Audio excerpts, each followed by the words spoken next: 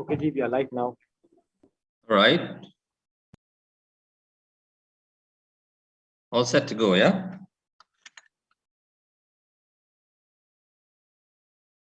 Yes, Ji, all set to go. Waheguru Ji ka Khalsa, Waheguru Ji ki Fateh. Ji, you may start. Yeah. Waheguru Ji ka Khalsa, Waheguru Ji ki Fateh. Thank you everyone for giving me the opportunity to be here this afternoon to share some thoughts from my side in terms of the topic for the day for the group of Sevadars, which is protecting human dignity and international humanitarian law perspective. A little bit, it's a bit, I really don't know how many people are there already live now. It is a little bit odd at times, doing these online presentations, but nevertheless, let's keep connected as we go along. If we have any questions, do raise your questions and someone can alert me so that I can respond to these questions in good time and not keep it for a later session. So if you have any questions, don't hesitate to ask. The purpose of this session, I understand, is also to share my experience to an extent, a little bit of what I have and the background which I come from, just to share with everyone. I started in the education line. I started my career as a teacher. Then I was in teacher training colleges in Sarawak, in Perlis. I was also in matriculation before I left the government service. Before I turned 40. I joined the International Committee of the Red Cross in 2003.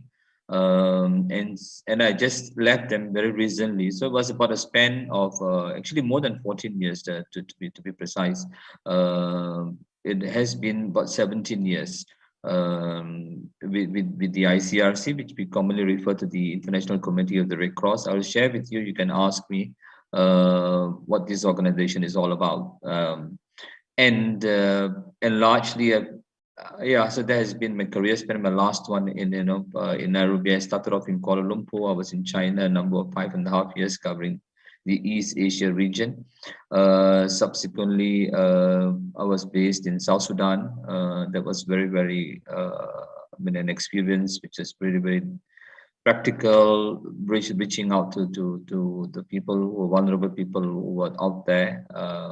An experience which I'll never forget. Subsequently, I moved to Bangkok. I was with the learning and development team, being my background in training. So largely, I worked with learning and development for 3 years in Bangkok. I was in Jordan, covering the countries in Middle East. We had a hub there. And my last posting was in Nairobi, Kenya. I spent about a year before I decided to come back and move on with my life here in Malaysia. So that's a little bit I have about myself in terms of my experience. So I wanted to set the tone as well, so that you know where I come from and what my background is. So I've entitled the session today, protecting human dignity, which is something which is very close to our hearts, very close to all Sikhs. I think something which we have it in us. It's everywhere, and I link it to international humanitarian law because there's a very strong connection of this concept of human dignity with international humanitarian law, and then how all this plays out. So I have a number of slides. What I'll do is I'll share my screen, and as I share the screen, then I will take you through the slides. And please do raise your questions, or anyone who can assist me with that. You will see my profile as Mamprit Kaur. That's because my daughter's name. So I'm using her profile. So I'll proceed with sharing the screen. So it gives us puts me in a better position to share what I have. Yeah.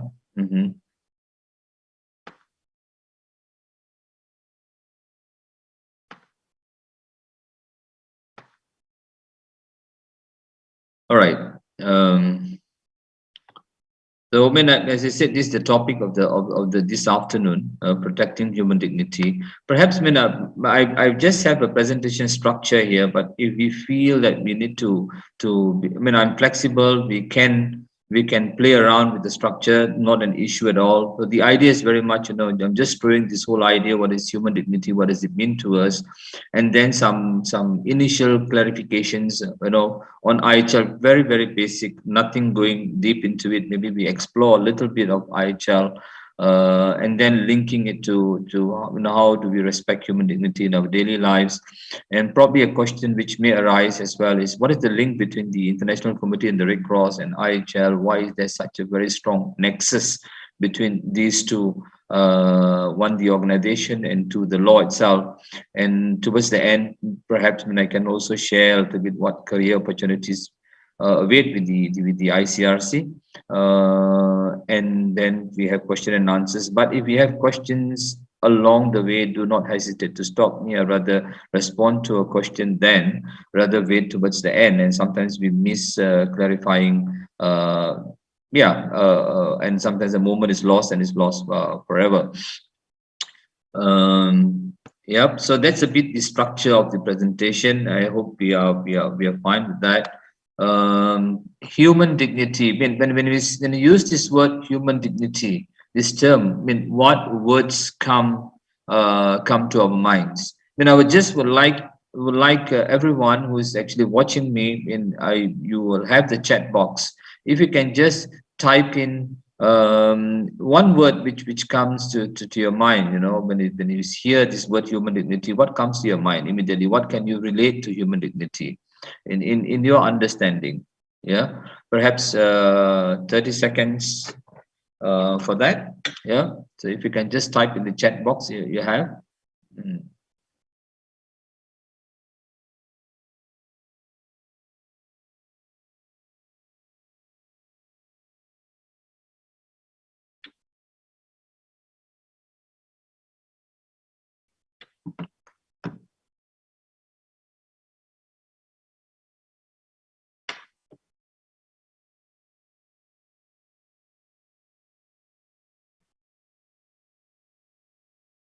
Can someone share with me what has been typed in the chat box, because I cannot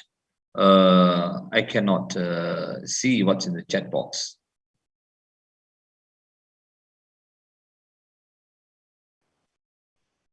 I would say respect of a person. Okay. Someone. Okay.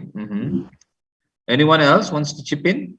So you had this notion of respect coming up.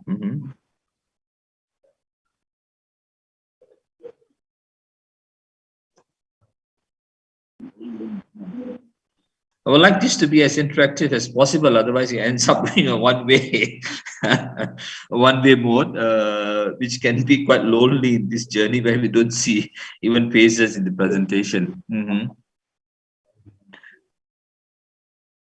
I had this notion of respect that has come up.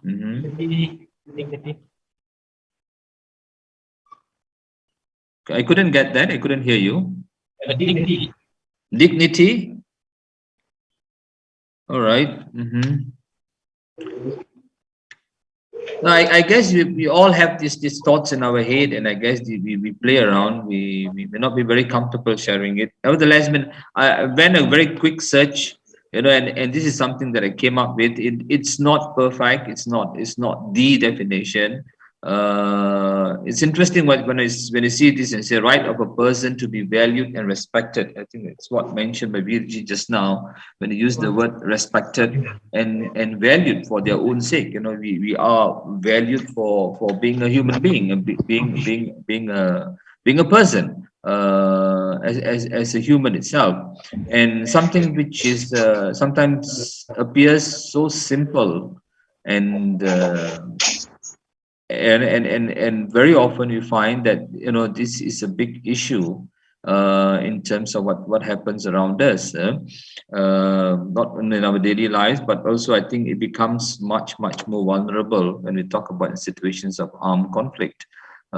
This is where the whole notion of IHL applies. Let me just go forward. So when I talk about IHL, International Humanitarian Law, basically, what do we mean? So I'm just going to link human dignity with IHL here. Basically, it's a body of laws. It's a body of laws. There's no one law which is called it's a body of law consisting of many treaties, conventions signed by different countries. Yeah, and largely it is based on the 1949 four Geneva Conventions. I'll talk briefly what are these four Geneva Conventions, and then you have so many treaties which restricts means and methods of warfare, where countries decide that we want to sign these agreements. I'm putting it in simple terms. We sign these agreements, and we want to abide by these agreements, so that with the hope that that the purpose of to protect lives and human dignity of individuals. So that comes very clearly here. You see the link between IHL and human dignity, international humanitarian law and human dignity, because the purpose of it is to protect lives and human dignity. So not only protecting lives, but it goes beyond that, so where the human dignity of individuals is preserved. And it's interesting to note they have this huge what I call a body of law, which is called humanitarian law, which consists of many different treaties or conventions. And this has worked. I mean, traditionally, this has. I mean, if you find these values would have existed even before 1800, but officially and formally, I would say, the formalization of these laws began in 1864. Way back in 1864, where we had the first Geneva Convention. So we talk about four Geneva Conventions. The first one came upon 1864, which is linked very much to the International Committee of the Red Cross, which is the founder, and I would say, which who proposed that these conventions are brought forward. And it comes to an incident in 1863, which is very closely linked to what we have in the Sikh history when I talk about Pai Kanhaiya, where that happened in the 1700 or late 1600 and early 1700. But this happened in 1863, where you had a Swiss businessman who was traveling, and he saw, there were wounded soldiers, in affected by war, the Austrian soldiers, the French soldiers, the Italian soldiers. They were all lying on the ground and no one was taking care of them. And we talk about our own Sikh history, and we had Pai Kanhaiya was doing a similar thing where people were wounded and he was, serving them water. And we find that some of the Sikhs were very unhappy about it and went to Guruji and told him that, he's serving the enemy. And what Pai Kanhaiya said was, I'm just seeing God in everyone. And here you have an event in 1863 where the Swiss businessman saw these wounded soldiers lying, no one taking care of them. He went to a village and galvanized the nurses and used the church and transformed it to a place to help these wounded soldiers. Because for him, that was something which is, something needs to be done when in times of war, who takes care of these wounded soldiers? And that's when the first Geneva Convention in 1864, the focus is very much on treating wounded soldiers. It's interesting because over time it has evolved. So from 1864, it evolved. You find that, then this question came, well, battles are not only on land, battles are also on sea. So what happened to soldiers or sailors, who are engaged in warfare at sea? So then you have the second Geneva Convention, which look at that, people who are injured not only on land but also on at sea. So that's when you find the second Geneva Convention came along. And then there was a big event in 1914 to 1918 where the First World War took place. And the First World War took place. What happened during this World War was there were numerous soldiers who were captured as prisoners of war. And there were no such treaty, no such law which accorded protection to them. And after the First World War, then there was this international community felt that we need to do something. We need to have a convention to protect prisoners of war. And that, as a result of this observation from First World War, where you had, thousands and thousands of prisoners of war who were not protected in time when they were captured by the opposing side. And therefore, you had the third Geneva Convention coming into being after the First World War in 1929. And then you had the Second World War in 41 to 45, and you had these huge bombings of Hiroshima, Nagasaki. And then the international community felt, well, We have protection for soldiers. We have protection for people who are on the battlefield. We have protection for people who are fighting at sea, who are engaged in warfare. But how about civilians? Because the Second World War, I mean, I think illustrated that lots of civilians were injured and there was no protection for them.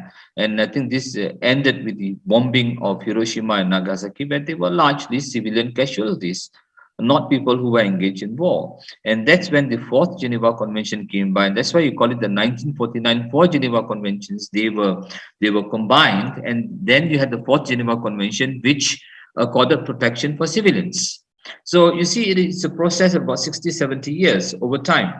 And at the same time, there are also treaties which restricts means and methods of warfare. That means how can you fight and what weapons can you use? And today there exists a prohibition of weapons. Like cluster munition weapons, anti-personnel landmine, blinding laser weapons. There are a whole list of treaties which actually talk about what you can do and what weapons you can use, because the weapons which bring a mass destruction, then you don't use it in terms of warfare, or you limit the use of it. And of course you have different principles that come with it, principles of proportionality, distinction, and all that. I will not go into that, but just sharing with us how it has evolved over time.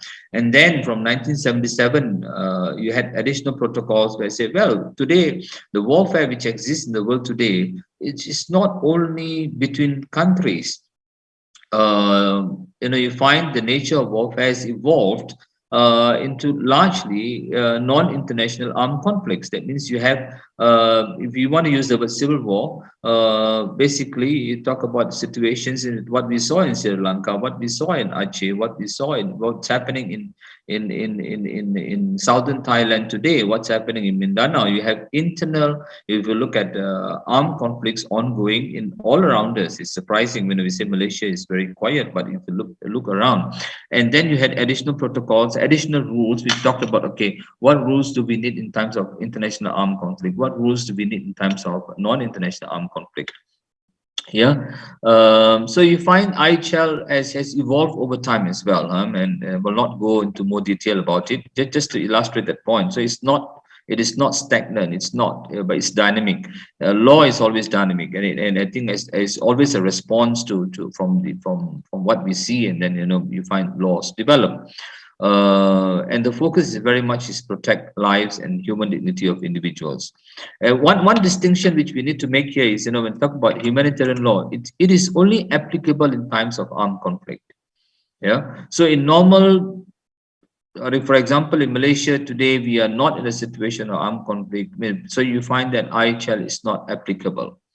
But that means we don't talk about IHL. Once when in the context, when you talk about Syria today, you talk about Afghanistan today, you talk about South Sudan, which is a constant mode of conflict, and there you find IHL is applicable. So it's a law which is triggered once there's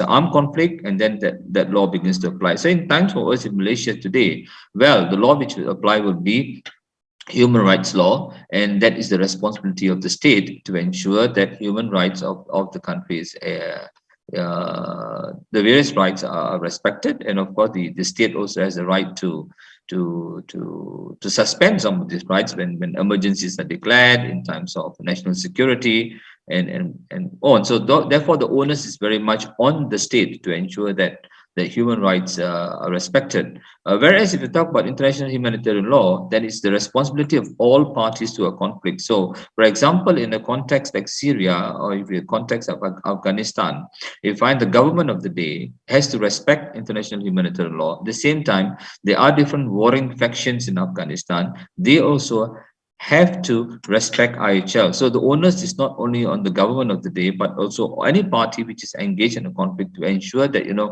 at the end of the day, the focus, human lives and human dignity needs to be protected as much as possible as you can. And that's where the whole idea of IHL comes in. Any questions so far?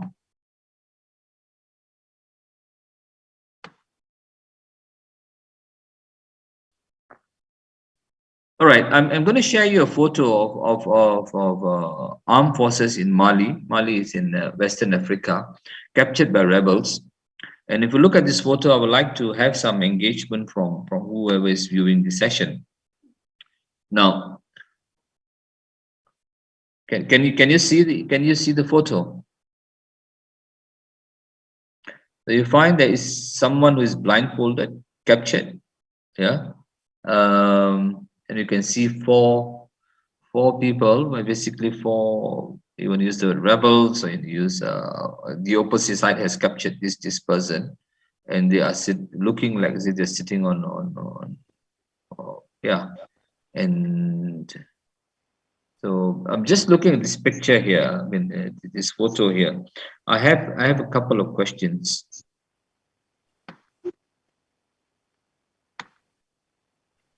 Imagine you are the blindfolded captive. What are your thoughts at this point of time? Looking at that picture there just now, you had this person who is blindfolded, is captured, and what are possibly the thoughts ongoing on this person's mind? Should Uh, I would say, am I going to be alive at the end of this day? But I'm not sure where am I going, or is there a gun pointed at my head, or is there going to be an execution? So, thought of being alive or dead is running through my mind at the moment. Okay, Yeah. yeah. I think the first question that will come will be, what's going to happen to me? Am I going to be alive? That uncertainty. Thank you very much. Anyone else wants to add to it? Maybe the uncertainty of what's going to happen to your family or the people that you were with or around you. And yeah. Okay, thank you very much. Yep. Anyone else?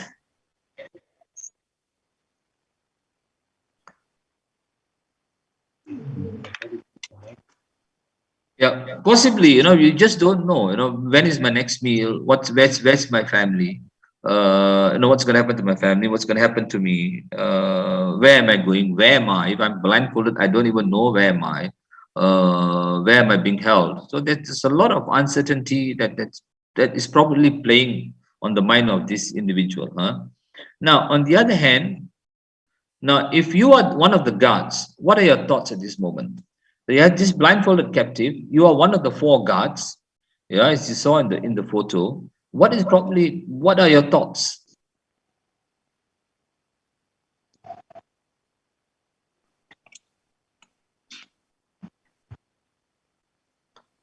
Well, I would say waiting for authority to decide whether am I going to keep him alive or execute him. Because they are only guards, they will depend on what their senior officers tell them. Right. So it's interesting, huh? So you find that one hand, you try to get into the thoughts of this captive. On the other hand, you get the thoughts of the guards, and you say, well, do I need to execute this person? What do I do? Also depends on the orders that come from the top. If there's a chain of command is not very clear, possibly sometimes the guards themselves may end up taking decisions which they they go on what they call a frolic of their own. That could happen. So you just find that just looking at the picture itself and getting into the mindset of this of the people seen in the photo, it just gives us an insights of what is possibly ongoing on their minds. Let me just take this further.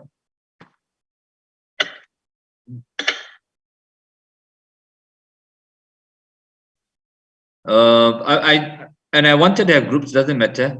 Now the question comes: if the blindfolded captive is your brother, how do you want him to be treated? Yeah, so I can throw these questions. I have another question here. Let's forget about the groups. I just have two questions. And the other question would be, now the blindfolded captive killed your family member in a battle. How would you want him to be treated? And the answers to both these questions will probably be very different. If the same scenario, looking at the same blindfolded captive, I'm looking from a different perspective. He's my brother. If he's my brother, probably I want him to get the best treatment. I do not want him to be tortured. I want him to be kept alive. I probably want him to be given enough food, enough water, so that he has that certain level of to keep him going. And then if I'm one of the guards, and then I find that this blindfolded captive has killed a family member in a battle, has killed my family member in the battle. Now, how do I want him to be treated? Perhaps my thoughts will be very different here. Perhaps I may be looking, the whole notion of revenge may come up. I'm just a human being. And this probably may come up in my mind, how would I respond to this? How would I, I guess there is a lot of anger. There could be hatred. There could also be compassion. You never know. But looking at the scenario, when someone has killed, the probability of someone having the anger, the hatred, the thoughts, probably I need to torture, I need to take an eye for an eye. So that could happen, but it could go in many ways. And therefore, when you find that responses will be very, very different here. Let's take it further. I'm just asking, I just want to come back to this notion of whose human dignity is at risk now. If you look at the photo just now, whose human dignity is at risk? Any takers?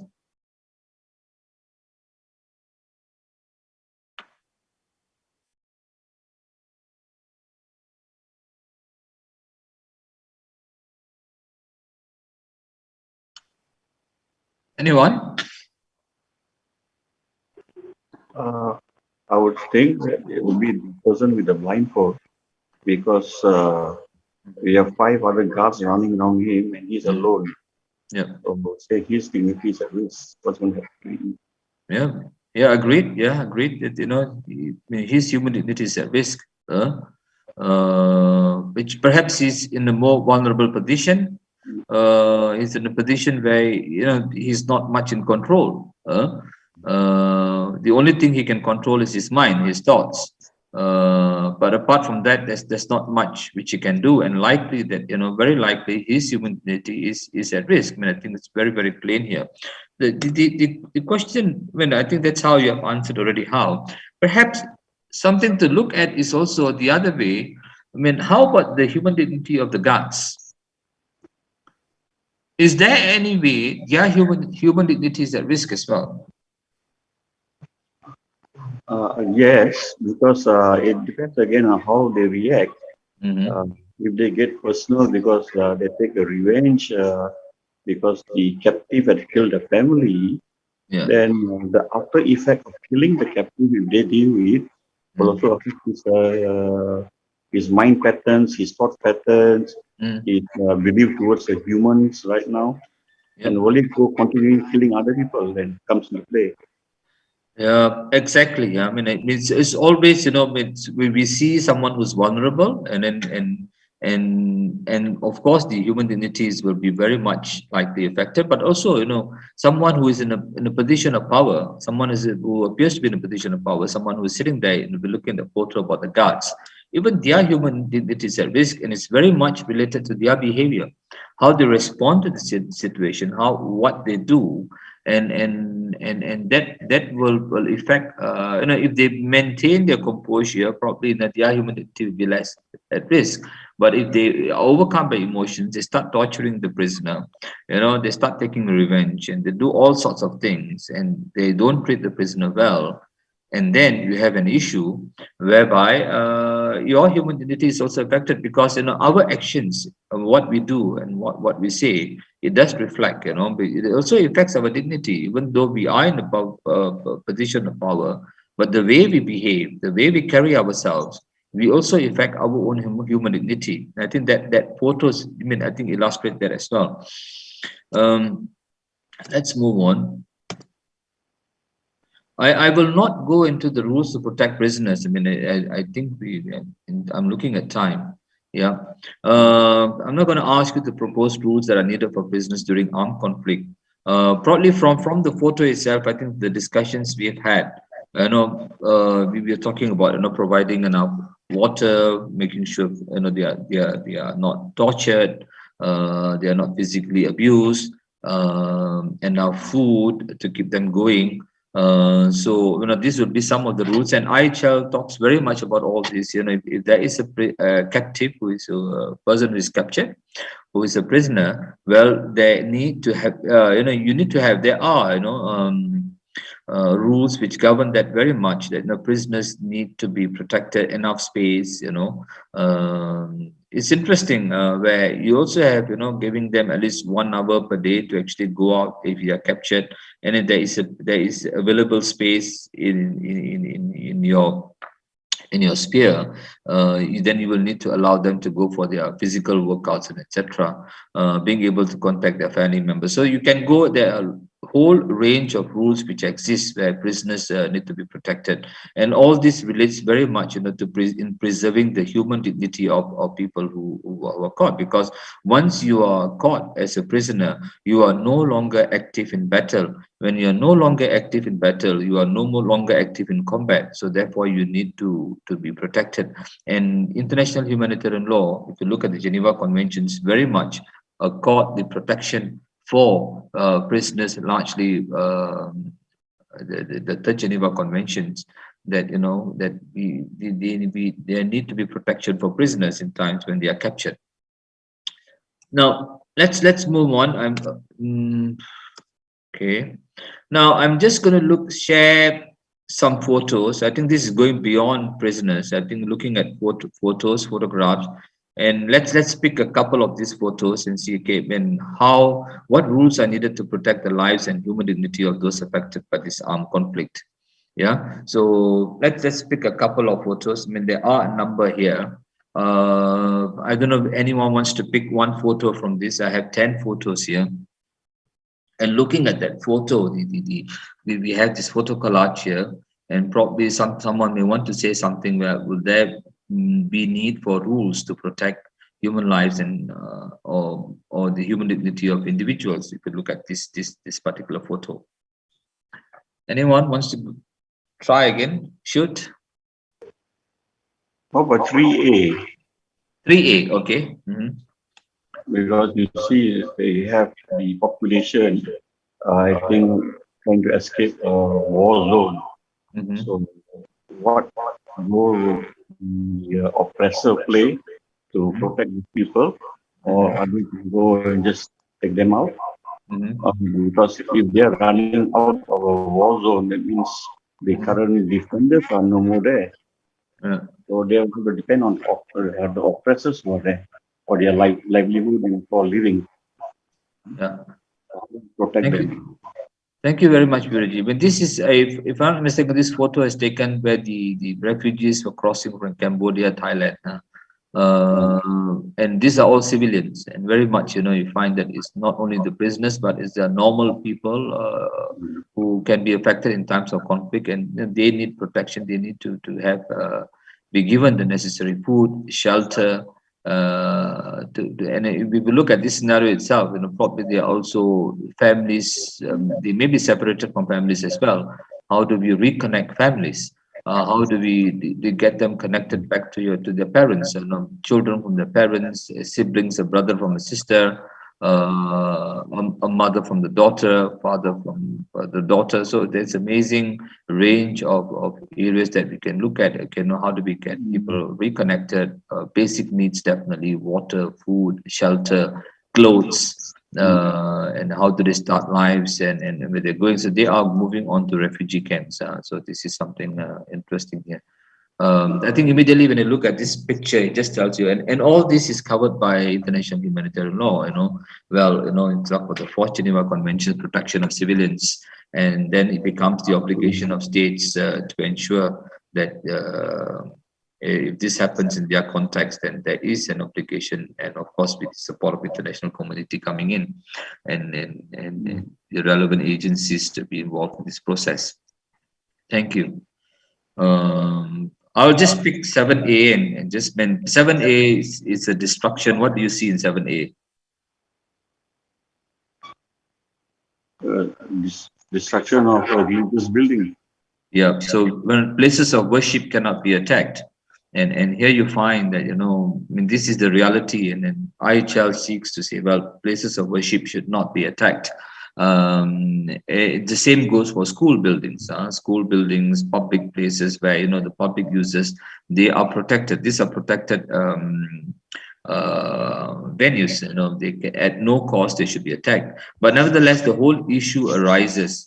The whole issue arises is when these places are used by any warring side, and I'm not going to say that this by the state or by the opposing side who is engaged in a battle. And when that happens, and unfortunately, then this can be a target, because these places lose their protection. That is why when we engage with the Red Cross, we talk people from all sides of parties. When we talk to the state, when it was South Sudan, we will actually go and speak. We have IHR sessions with the rebels, the different warring factions. We have had sessions under trees with them. We had posters created, and we talk about all this, and we remind them the obligation is, because the moment you start using schools, right, and then you lose protection, and you start taking shelter in schools, and you start using these, then you put children, teachers, the administrators at the school at risk, because it becomes a legitimate target. And I think this is what happened in Afghanistan. I think we have had in the past as well, where even schools have been attacked. And the question would be, okay, legally, is it okay to attack these places of worship, or the places, these schools? And I think that the big question mark is, there's no easy answer here, because you can say, well, how many people were there, how much was it being used, how much ammunitions were there. But nevertheless, I think you put people at risk. So the bottom line is very much, okay, if there are schools, there are hospitals, if there are places of worship, then these are meant for public, and they are meant for different purposes. Therefore, they should not be used by any warring party, because you put people at risk. Yeah. So similarly, I mean, I could even look at 9A. 9A, you look at a child, a child who is holding a weapon. And we know in situations of conflict as well, where you find young people who are engaged in hostilities, and they are protected by the Convention, the Rights of the Child. If a country has signed to it as a party to that treaty, but these images illustrate that it happens, and that is what IHR strives to. We speak to. I've seen myself from my experience in South Sudan. I speak to people, and I've seen young people in their camps. You can see them carrying weapons, but there's no way. I mean, how do we approach the commanders there? We tell them indirectly. Of course, we don't refer to what we see specifically, but we make general statements, where children are protected, so therefore we expect you to, we hope that you respect that, because you're putting children at risk. I mean, I have many videos, which you actually see the effect of children affected by armed conflict when they are engaged at that age. And they can be very touching and moving, because children are very impressionistic. They get carried away. And it's interesting when you speak to people, they say, we use children because they're very easy to manipulate, because they just go, they are not scared. You are a 10-year-old person, he's not scared, I'll go and take the risk. And I talk about someone who's 18, 19, 20, probably I'll think twice, what's the risk? A young person may not have that mind to appreciate the consequences of what my actions are. And once you get molded into that, and that's a bit of a challenge we have in the world today as well, where children are constantly being used as frontliners in armed conflicts. And then it puts people in a difficult state, because this is a child, can I shoot a child? But if a child is holding a weapon, he's about to shoot at me, what do I do? I'm in a dilemma, and I don't know what to do. And it puts everyone in a very difficult position. And if I shoot a child legally, it's okay, because he's all pointing a gun at me. So he's engaged in warfare, he's engaged in an armed conflict. But therefore, he becomes a legitimate target. So you have a whole range of rules which govern, which accords protection in terms of protection for people, protection for buildings, even the environment. As well, so even for example, you have rules saying that water wells cannot be poisoned, and this tradition has been there for many years, even before IHR came in, because even in in conflict time, way before 1800, was there already, because once you poison the wells and water sources, basically you kill the whole ecosystem. And people who are vulnerable, who depend on water, are affected. So not only soldiers who are engaged in the warfare are affected, but you are affecting everyone else, and therefore it's an indiscriminate act, because then it doesn't discriminate whether you're a soldier or non-soldier. And it could be anyone who goes to the well and has some water or drink water from their source, you are poisoned.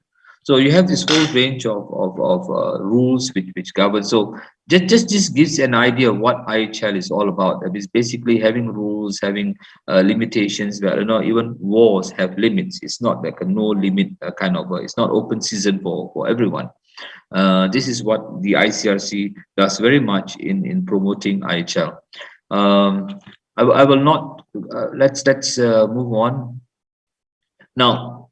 I wanted to link this. Okay, that's in times of armed conflict, and I think very much we're talking about respect of lives and human dignity in times of armed conflict. Now, I wanted to bring it back closer to home.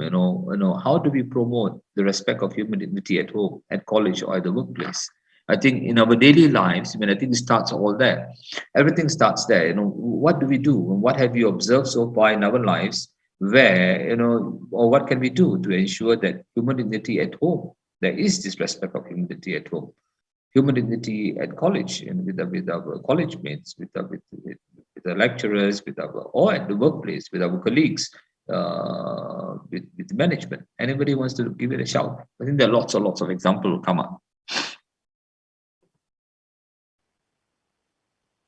Definitely, I would say that how I behave would be basically how I want others to behave with me. So that is actually my ground rule. So before I do anything, I will always say, it is what I want to do to myself. That's I think a golden question we ask. Is this something, if I want to be, is this something which I want for myself as well? I think that puts you, I think, a very strong question to ask, and I think immediately you start thinking about your actions. And this is what I think in among Sikhs as well. I think all religions. I think it's transversal, the value, and it's something I think for me it'll be a question which we constantly, I think, need to go back to school. I think it's a very basic notion in every individual, but not much talked about. Not much talked about. I think that's always taken for granted. Okay, it's there, but I think it's, if we can have moments to explore with young people, and not only young people, with the words we use. With individuals, and I think today we have a whole range of diverse communities which we live in.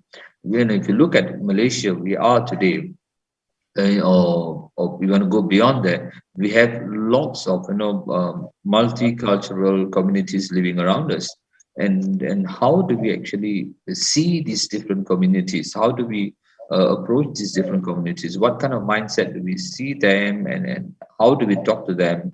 And if I see someone from Bangladeshi at the petrol station, what do I do? How do I speak to him? How do I say? What do I say? Immediately, is my mindset already skewed when I see that person who is at the petrol station or even at the restaurant. And I think we can often fall in this trap.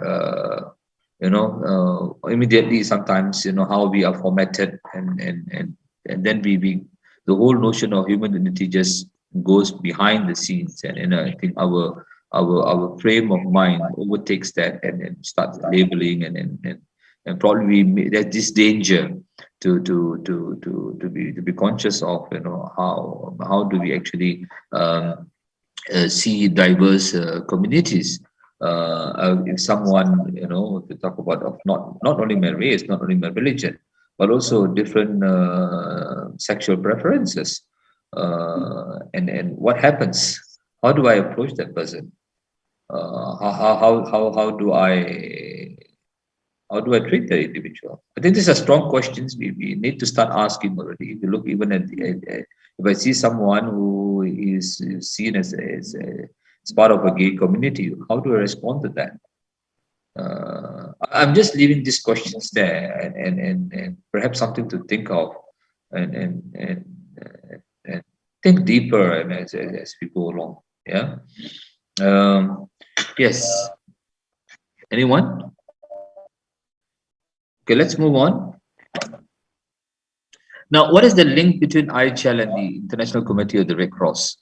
Well, you find that the founder of who wanted the Geneva Conventions to come into being was in 1863 was very much the International Committee of the Red Cross, and today you find in the Geneva Conventions it talks very specifically that countries which have signed the Geneva Conventions have to give what I call the passage to offer humanitarian assistance to humanitarian organizations such as the International Committee of the Red Cross. So you have a specific mention of the International Committee of the Red Cross in the Geneva Conventions that to be given passage to offer humanitarian assistance in context of armed conflict.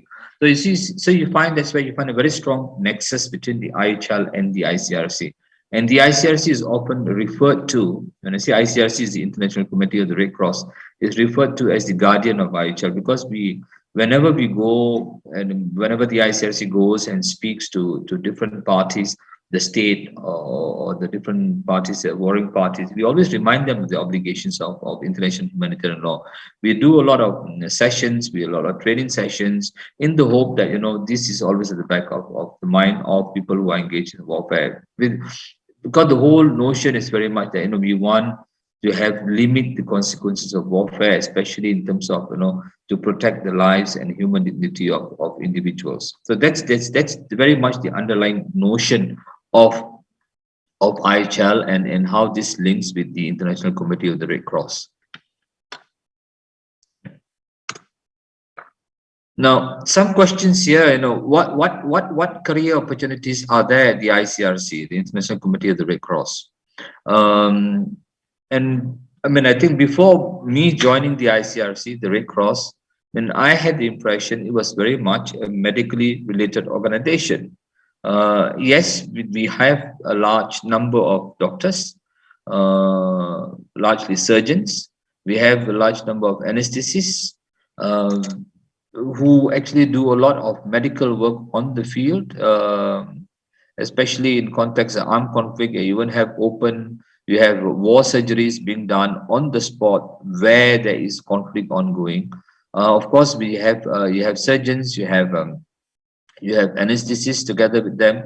At the same time, you also have OT nurses, operation theater nurses, but the OTs are the simplest I've seen. I've seen these surgeries taking place in the open, under trees, with minimal tools, but ensuring, what we can do at that point of time, even in very basic amenities, facilities. So that's a bit, you have teams of medical personnel very much on the ground working in the ICRC. Apart from that, you also have pediatric nurses. We have a lot of children who are affected by in times of armed conflicts. We have nurses who actually look into that. You also have midwives, and who actually help in the delivery of birth of children in times of in such times. So you also have nurses who are into public health. Yeah. So you have this whole range of medically related professionals working in the ICRC, but not, I wouldn't say entirely. I mean, I would say the range is there, but in terms of percentage, probably be about 10% of the staff who work in the ICRC who are in medically related, 10 to 15%. You have a whole range of activities which we do, the ICRC does. I'm still using the word we because I just left the ICRC. I still feel part of them. Even my slides have the ICRC emblem there, the Red Cross emblem. Whole range of opportunities. I mean, if we are interested, I mean, I didn't know that existed. I mean, I came from training background, education background. Of course, education is very limited.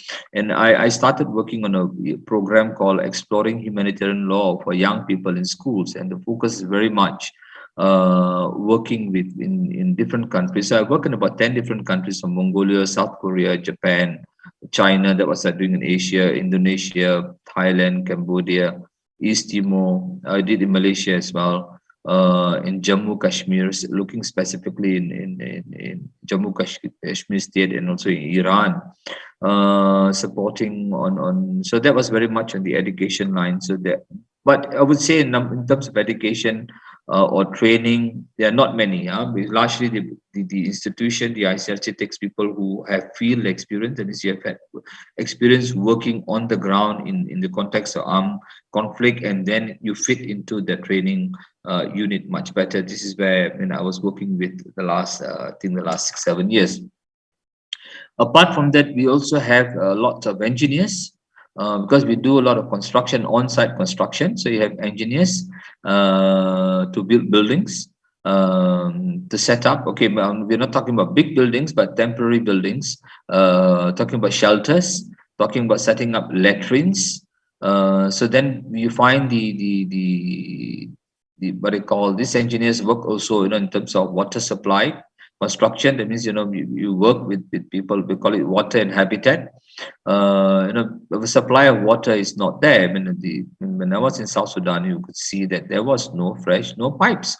So we are basically getting water from the Nile which ran through, and then we'll get water from there, and then we'll filter the water, and it's for our use. And we're also helping communities to do that as well. And when we had to flee the war zone, we ended up in a place where there was no water supply at all. We had very little water with us, which we carried along. Then we basically had to get water from where the animals were drinking, a pond. We call it a hafir. And then we had people who had the experience coming from the background, who actually helped us to filter this water using aluminum, if I'm not mistaken, aluminum sulfide or phosphate, so that you clear the water first, and then you have to go through the water filtration process. And we were drinking this water. You could get the taste of mud, but the process goes through. And we had people who work in all this in construction. So if you have a background in what I call in water, sanitation, background in construction, engineering, there are lots of opportunities. And we also have areas which we call economic security. So if you are an agronomist. So so people with agronomist degrees also well sort of with the ICRC. They fit in because this is when we work, in terms of providing humanitarian assistance, in terms of what kind of seeds would they need for planting. We want to get up what I call communities back to be able to use the necessary tools, what tools they would need, what space they would. So all that comes in. So you have a range of people working in economic security coming in and joining the ICRC. So the range is wide here. People with legal background as well join the ICRC, because if you have a strong understanding of the international humanitarian law, then you are in a better position to work with the ICRC, because the institution is very much linked to humanitarian law, and you are in a better position to explain to people. So I don't know. We may have those who are watching me now who are reading law at the university, who could be at the college. And unfortunately, you find that if you're reading law in Malaysian colleges like BSc programs or University of London programs, largely the papers that are offered by the colleges here for classes, they do not offer public international law, because IHL comes under public international law. So if you are studying law, and if you think you want to have a career not only with the ICRC, you want international organizations, do consider taking up paper subjects like public international law, refugee law, refugee and asylum law. So these are papers which may give you an edge over the others, because largely students who study law in Malaysia, read law in Malaysia, they do papers like commercial law, evidence. These are the optional ones, and company law, which is very much in the corporate world, very much you see that, but often this is lost. And it was interesting because I did my law external as well, and I decided to take the paper public international law. I registered at the University of London. but the college was not offering. So I said I will sit for this paper by myself. And on normal days when we would go to the examination hall, you'll find about 700 to 800 people sitting at the examination hall. I think hitting almost even 1,000, a huge number sitting there, for papers doing company law, commercial law, etc. And I went for my public international law paper. I was the sole candidate sitting there and doing the paper. I think that's a reflection of, that, and I think people don't talk about it.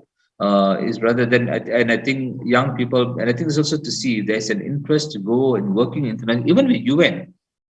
I think it's something which we need to look at. There are lots of opportunities out there, but then when we don't do these papers, then we lose out. When we go for our interviews and when we present ourselves, and I think if you've done papers like that, it puts you in a better position. You have an edge. Yeah. So that in terms of legal background, it helps. I think in terms if you want to work the ICRC, also beyond that. There are also people in management. I mean, we talk a lot about leadership management. So that's an area as well. HR is big now in the ICRC. There's a lot of investment being done in beefing up the human resources teams. At one time, we did not even have a HR manager in the different offices around the world. We always had an administrator who functioned as an HR. Now, I think we realized that we need to have HR as a specific field. And this started about 10 years ago, and it's really growing. So if you have done HR as well, there's something to look at, to look for positions. Communication is big, because it's so important how we communicate what we do and to whom we communicate. So there is a whole range here. So if you've done communication, you talk about social media is big, IT is also big. So you find we have a whole range of job opportunities. Today with the ICRC, there are, the ICRC employs about 20,000 staff around the world. In Kuala Lumpur, we have an office. It's a small office. Do keep a lookout, because always there is the Kuala Lumpur office is a jumping stone. When I joined the ICRC in 2003, I was perhaps the first Malaysian then who went to an expat position when I went to Beijing. And today there are, for example, I know someone who is in Dhaka who speaks French. So French is also something which we need to think of, language. Not only your academic qualifications in your degrees, but also in terms of languages, what languages we hold. She's the legal advisor and non-communication in Dhaka.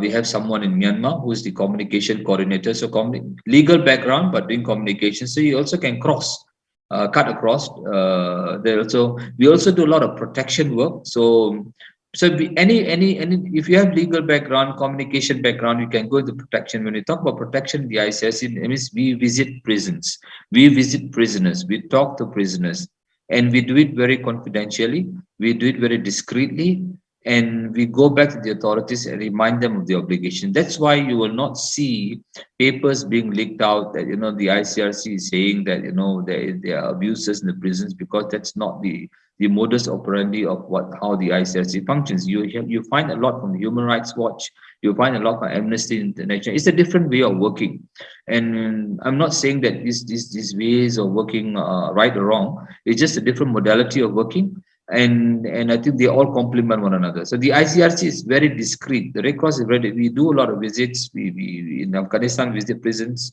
Then we take it up back to the authorities, and we remind them of obligations, and we also support the prisons. In Malaysia, we visit the illegal immigrant detention centers, and in what we discovered was, I think the government, and we actually supported a number of detention centers by having better sanitation. It means, okay, we'll give you the funding, we will send our engineers to help you to work, so that at least the basic necessity like clean water is available at these centers. Because if you have dirty water, it can be a source of diseases, and that can be a cause of concern for people living, because the conditions are also very cramped. So a number of detention centers, we have done our visits, then we give our reports back to the Ministry of Interior, Kementerian Dalam Negeri, and we share our reports back, but they never go public. The whole problem is when we go public, then I think the approach with the ICRC takes is if we go public, then you lose the opportunity to actually visit these people who are detained. And when you lose the opportunity to visit people who are detained, well, they do not have anyone else left. So that's a bit the thinking we have in the ICS. It's very confidential, very discreet. We don't go public. We don't go make announcements to the media. This is what's happening in the centers, and this is what that's a different approach by Amnesty International, Human Rights Watch. Fair enough, and I think that rightly so in their domain they do it, and they get things done as well because they play a role in highlighting these issues. But yeah, they could also be sensationalized by the media, by politicians, and etc. Yeah, so you have this whole range of career opportunities at the ICRC. Huge range they're available, huh? And you know, you could actually go. Sorry, finish that. No. Yeah, and we could go to. I mean, I thought I had typed in the www.icrc.org. That would be the. Yeah, I think that went missing. So let's see here. Yep. So it's www.icrc.org. Sorry, I don't have it on my slide. I'm coming out of the slides. If there are any questions, please, when I rather have question and answer sessions, I think we have about 10-15 minutes left. I keep it at that. Yeah. Virji, can you repeat the website that we can go to look at opportunities at? Okay.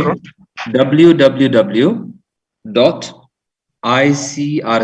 so that's the organization, .org. Okay, that's org, there's no .my, right? No. This is, see what happens now, all recruitment is done. For example, if you want a global position, so you can actually go there and then you'll find career opportunities. If you go on the website, you'll find it. And you can actually put in your profile there and they will contact you, huh? If there are also a lot, we have a lot of prosthetic centers, a lot of physiotherapists work with a lot of people who do in artificial limbs. That's also an area we do a lot. And you will be able to see what opportunities are available. You can go for short term. Some medical people go for 6 months, 3 months. They want to have exposure. They come back. And some people have a longer career. I mean, I had a longer career. I mean, I was also when I joined, I went in a permanent contract. That means I could work with the ICRC until 62, but I decided to leave earlier. More personal reasons. I mean, I felt sad leaving because I had another good 6 years with them. To work, and they pay reasonably well as well. I mean, everything is if you want on a contract with the ICRC in Malaysia, then you are paid in Malaysian ringgit. I mean that's something you go by the Malaysian law and Malaysian market. But if you are going on a foreign contract, then you are paid in Swiss francs. And they have a whole range of salaries available. And reasonably well. And if you are staying, traveling, everything is taken care. Your home, and you have your basic necessities at your home. They're all given. In some places, you also get a car, and you do have a diplomatic number plate, and you have a cleaner coming to your place and then to clean, wash your clothes. So you don't have to worry about taking all that. You just go in and start working. Yeah. Any questions? I think this is great because I know of many talented people who actually want to do a lot on the human side, but they have no idea or direction where to go, what to see, and all that. And most of these are just young school leavers, graduates, who wanting to do more for the human life. Yeah. So this website that you've given, I think is quite great. That's another area which I think I mean there's a lot. I mean I think that I would say various paths that can go. I mean if again, as I said, one is, I mean I'm talking about specifically about legal degrees. Then take the right papers. Take papers which will help you in that. And I mean there are a lot of UN organizations based in Malaysia, as a UNHCR, UNDP. keep a lookout or do internships with them, because that will give you the advantage. Yeah, and then when you go internships, don't hope for payment. You know, go and spend a number of months with them, and they're more than happy to take you. Even the ICRC has internships. Write to them in Kuala Lumpur. If you are here, write to them and say you want to do internship, and they do take you. They have moments where they take people in, and they pay a minimal sum. That's one. Language. Do think about French. You see, there are a number of languages, which is, I would say, 5 languages on the radar of the ICRC. But also, I guess it will also be UN will be the same thing. French is there. Spanish. The whole Latin America opens up to you when you have Spanish. If you don't have Spanish, the doors are closed there. Arabic is a big language now. So there are a lot of things happening in Middle East, and if you want to go and have a try in Middle East, learn Arabic and Russian. Yeah. So this would be the 5 main languages you may want to look at. Pick 1 or 2 and see whether it's something you want to learn. Do some. You learn the language, and then once you join the ICRC also supports your growth. It's interestingly, we also have a program called I Develop. After 2 years working with the ICRC, depending on your grade, if you are working with them, I would say you can get a funding of about 15 to 20,000, 15,000 Swiss francs. You're talking about 60,000 ringgit every 4 years. For your personal growth, you're in an area you want to work on, you want to do your masters, you want to do short courses, you want to get a professional qualification, you get this. So there's a lot of emphasis on self-development. I mean, I used it as well. I attended conferences, I attended trainings, I went to London School of Economics, short courses, all paid by the ICRC. So it's also, it's not only, it's also a place to grow. And one area to look at is United Nations Volunteer Program, UNVP.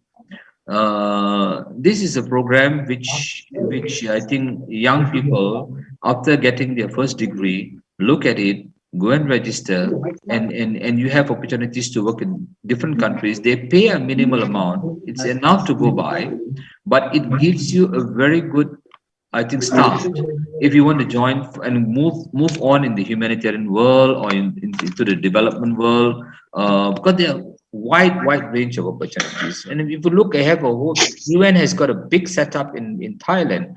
They wanted to set up in Malaysia. We do have, but they opted for Thailand because the government allowed for I think the government was more flexible. They were, in terms of restrictions, much easier for the UN setup. So the huge UN setup, not very far away. We are just next door with Thailand, based in Bangkok.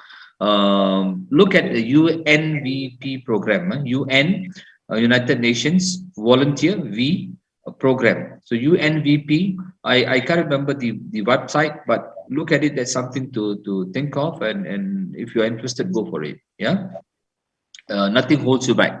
I think with which country you go to, with each, and it's amazing because everywhere down there people are the same, but there's so much to learn, so much. I think cultural diversity you get engaged in, and I think with each experience it makes you much more smaller.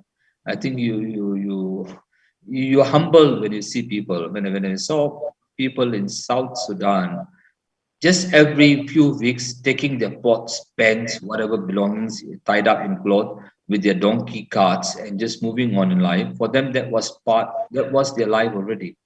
For them, they were not complaining. That became the way of life. When they had to move, they moved and they adapted. But you could still see smiles in their face. You see them in the evening. They will still have in their communities. They were not crying. What is you normally see, the life had to go on, but they become resilient. I'm not saying that's the best of life, but they just learn how to cope with it. When you see people like that, it just humbles you in how they manage life. And when we have everything, we still complain. And yeah, I mean, that would be my parting words. Any other questions? Otherwise, we'll end the session. Yeah, I think we have about 10 minutes. I'm fine with that. Okay, is there any other questions? None. If there's no other questions, please seek for Malaysia.